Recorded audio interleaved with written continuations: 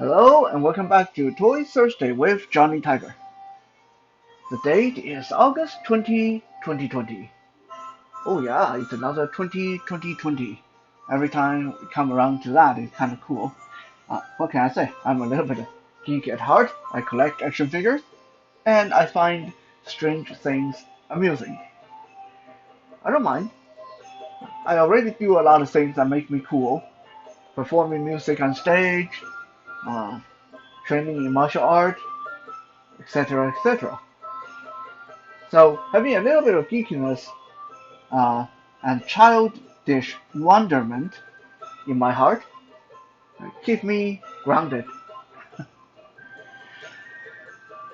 So today we are going to be looking at a little evolution of dragon action figures. As some of you who've been following our Toy Thursday know that I am very much into series of evolution and looking at how things evolve into new things and how things change through time.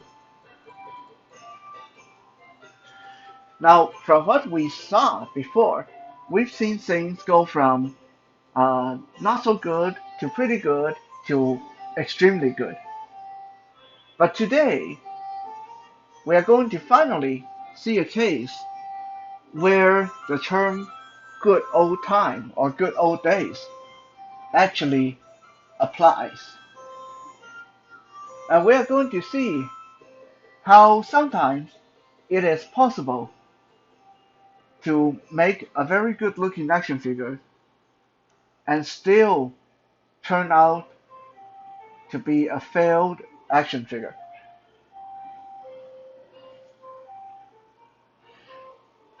Last week we looked at some very impressive dinosaur toys. If I have to rename that episode, I probably could call that episode How to Make Dinosaur Action Figures the Right Way. And if I have to rename this episode, I can probably name this episode How to Make Every Dragon Action Figure Absolutely the Wrong Way. Confused yet?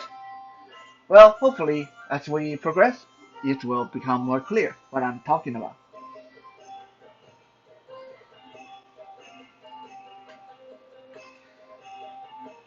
This interesting looking gentleman in front of the camera, his name is Dragonblade. Dragonblade was released by Todd McFarlane, whose name should not be new on the Toy Thursday by now. You guys have all heard me talk about McFarlane.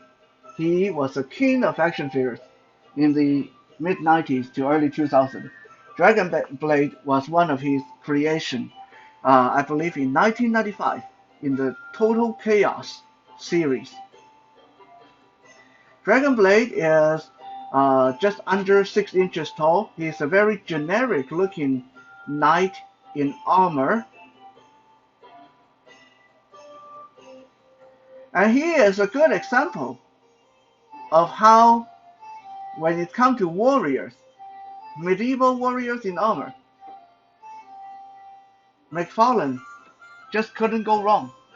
Even when it's a very generic looking armored warrior like Dragonblade, who was not associated with any cool brand or cool name. He's just someone from McFarlane's own imagination. He's not very big, and he doesn't have a lot of articulation. But he was a good example of how a warrior action figure should be done right. He came with a large lance or spear that he used to kill dragon with. Look at that. His tunic is real cloth, belted on his body with an actual removable belt that holds his sword He comes with a large shield clipped to his arm, and he even has a removable helmet. And look at that. Taking off the helmet, the head is not really all that small. It's not too small like some other helmeted action figure I can think of.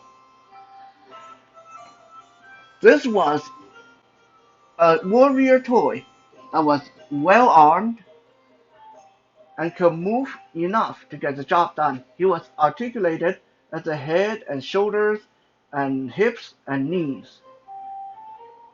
Not great, but considering the time, 1995, he was actually pretty decent. And of course, the sculpt was pretty good on his armors and weapons. Just all around a good looking fellow who was known for killing dragons.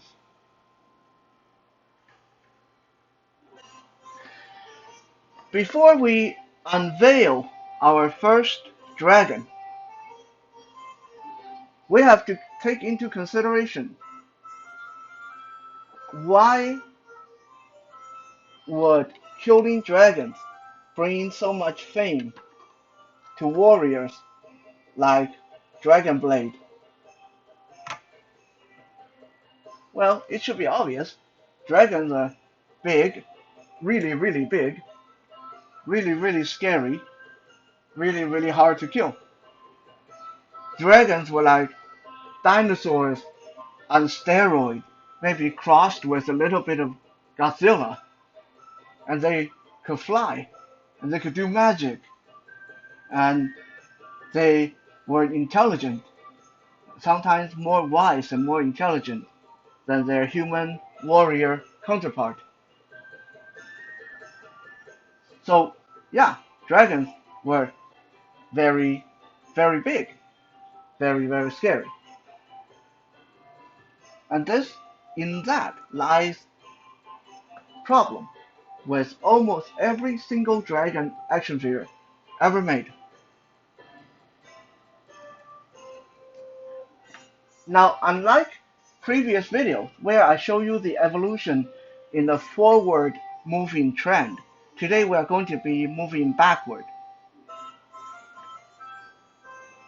So the first dragon to be unveiled will be the newest dragon made in my collection, and then the last one will be the oldest. And you guys will see what I mean, hopefully, why when it comes to dragon, the good old days were better. Now, without further ado, let's look at our first beastie. Alexa, give me a drum roll, please. Okay. Voila! There are some things that I just can't do yet, and explaining why is one of those things. I wasn't talking to you. Sorry, I thought I heard my name. Okay, so you are looking at a fire dragon. I'm not quite sure how to help you with that. Alexa, shut up.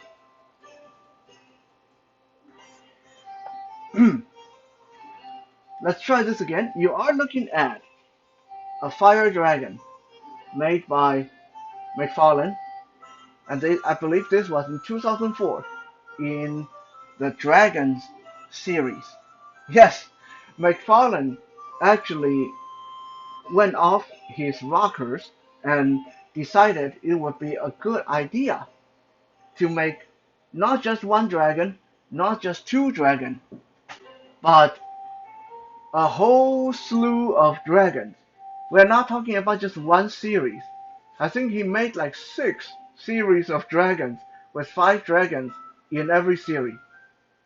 There were fire dragon, water dragon, wind dragon, magic dragon, forest dragon, all kind of dragon. That was insane. Why was that an insane thing to do? Because he couldn't even do one of these things right. If you can't even do one of these right, you shouldn't be making 60 or 70 of these things, trying to sell them. And in fact, ended up having to discontinue the line because they simply weren't selling.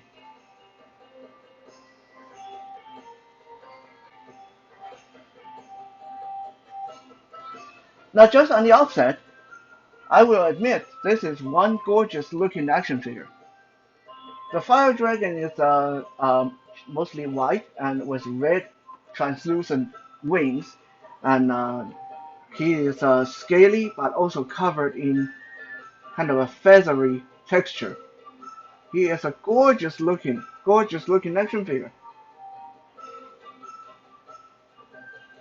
He even comes on a little base that looks like a volcanic rock.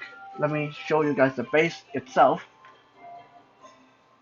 It's like a rocky volcanic base for him to stand on. Now I have to figure out how to get him back on the base. So anyway,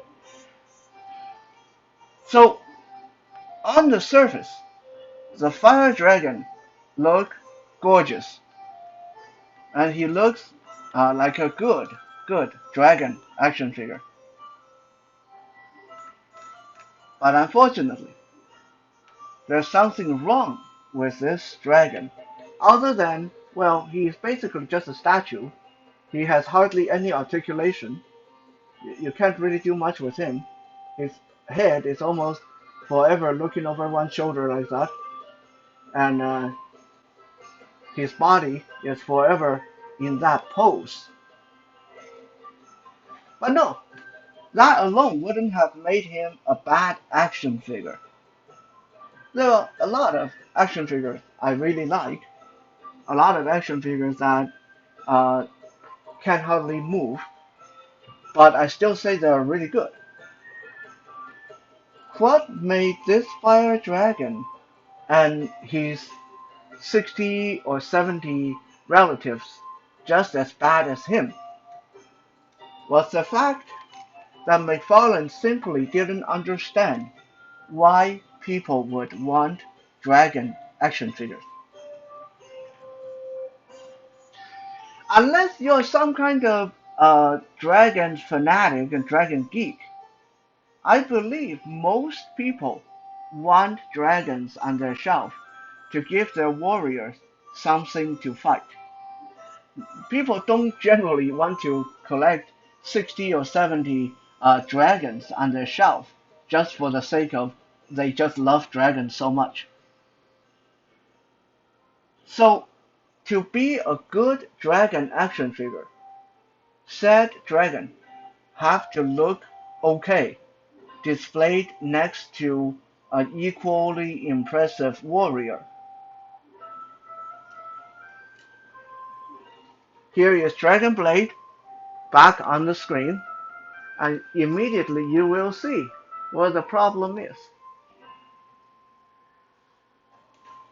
Dragonblade, who's not even 6 inches tall, is taller than this fire dragon.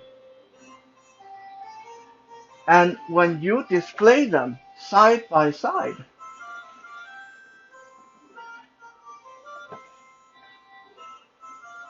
killing this dragon really wouldn't be that much of an impressive feat, considering this dragon, comparing to Dragonblade the warrior, it's only about the size of a pony.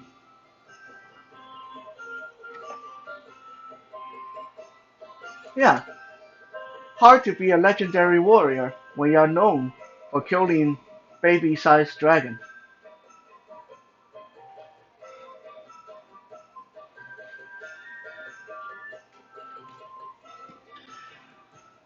So some people may say, well, okay, maybe the fire dragon was meant to be a young dragon. Maybe the fire dragon was meant to be a baby dragon. You know, not every dragon is going to be the same size. You got to take that into consideration. And that is true.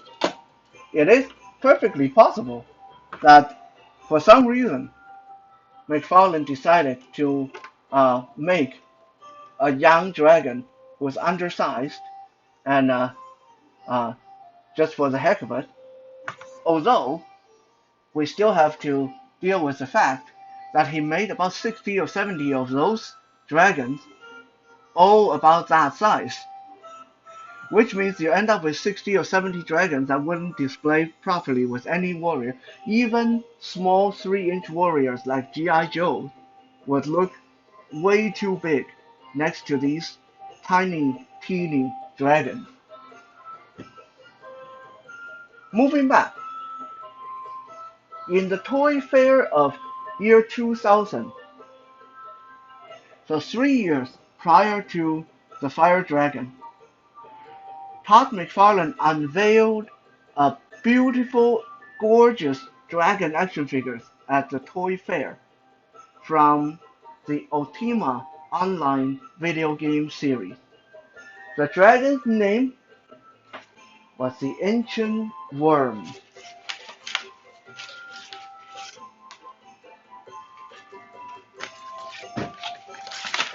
There she is, the Ancient Worm from year 2000, one of the most chased dragon action figures on the market, and many people find this dragon very, very attractive. Give her a slow turn. By the way, if you're wondering why there's a fork here, because she can't stand. If I take the fork away, she's going to fall over. So that's why the fork is there. Turning her carefully. Whoa. And we just lost the fork. And now I have to manually support her weight. And I think her wing is going to fall off very soon.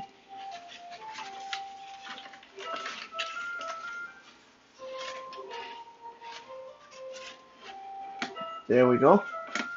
Side view of the Ancient Worm.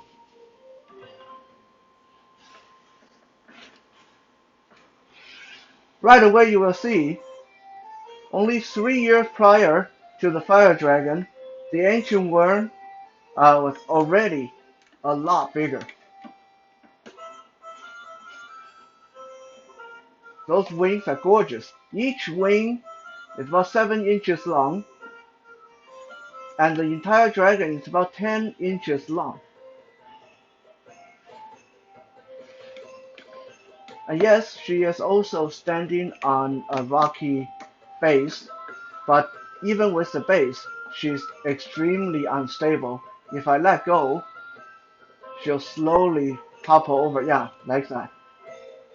So, because this is such a valuable action figure, I really don't want to chance breaking her. So I have to keep my hand here to support her, because we dropped the fork that was her support. Again, this is a gorgeous action figure. She is gray and brown and red with translucent wings. But she's still a lousy dragon action figure. Why was she a lousy dragon action figure? Again, she is stuck in this pose. She can look left, right. Her mouth can, her head can kind of nod up and down. But other than that, she's stuck in this pose, really awkward, leaning to the side pose that make her constantly threaten to fall over. That alone made her a bad action figure, because she's so pretty. She's obviously a display piece, but she's lousy for display because she's going to fall over all the time and you run the risk of breaking her. But similar to the Fire Dragon, when we bring the warrior Dragonblade back into focus, again, Dragonblade towers over the Ancient Worm. Unless you count her wings, the wings are taller than Dragonblade. That's at least something, but if you look at them like side by side, like this, you'll see this is still an undersized dragon. It's just wrong. This doesn't display properly with anything.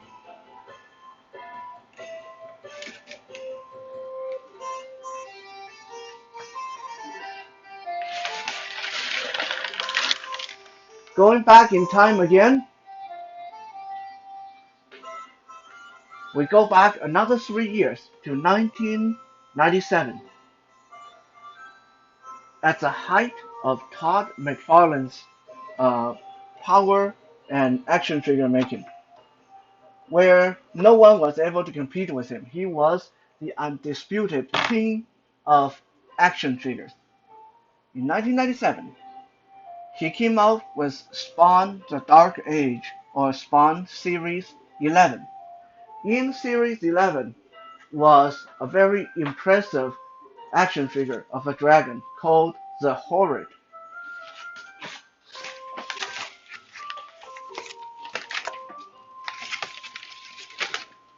Can you believe that you were able to get this big beastie back then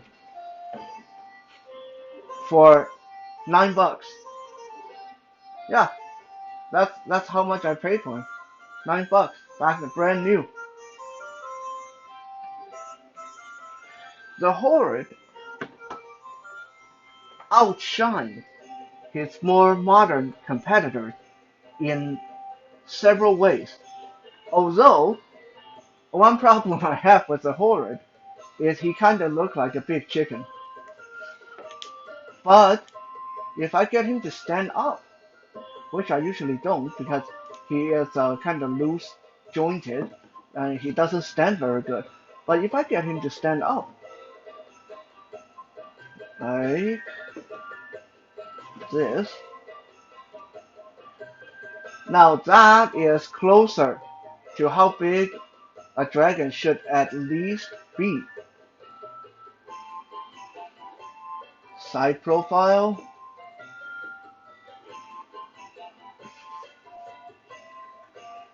back view.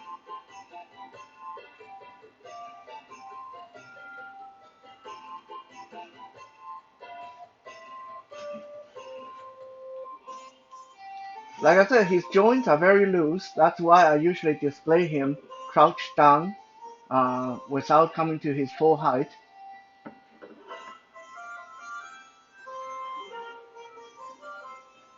As far as looks go, the Horde cannot compare to his modern relatives. He looks kind of spindly and uh, chicken-like, just not as well painted or well sculpted as his modern companions.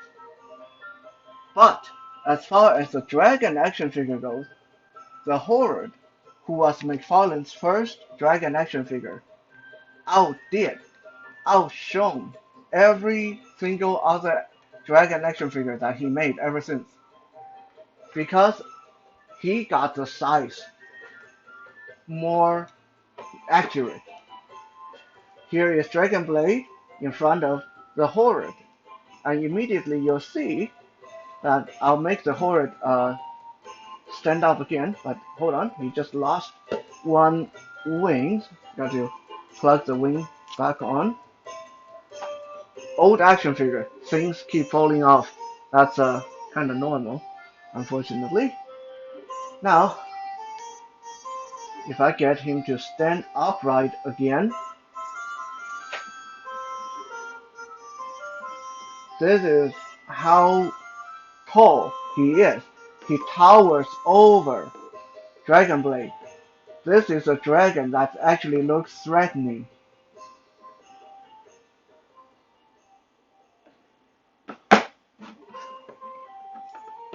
Yeah, I think Dragonblade agrees because he just fell over.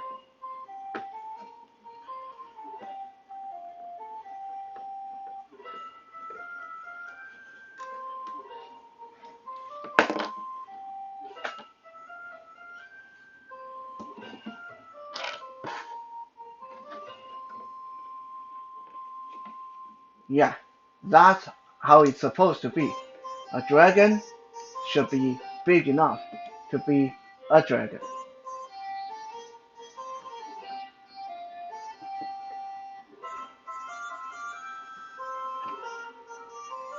In the end, one valuable lesson I think any toy maker can take away is that it's okay to make good looking toys. It's okay to make cool looking toys. It's okay to give them the best paint job and sculpt. But when they don't display well with other action figures, they are not good action figures. We can even take that lesson to apply to our modern society, to our life, to the world around us. It doesn't matter if you are the most talented or the most skilled or you are the best looking or if you are the best this or that. If you don't play well with others, then you are not going to get anywhere in the world. Thank you for checking out today's Toy Thursday. We'll be back again tomorrow for Fitness Friday. For now, have a good night.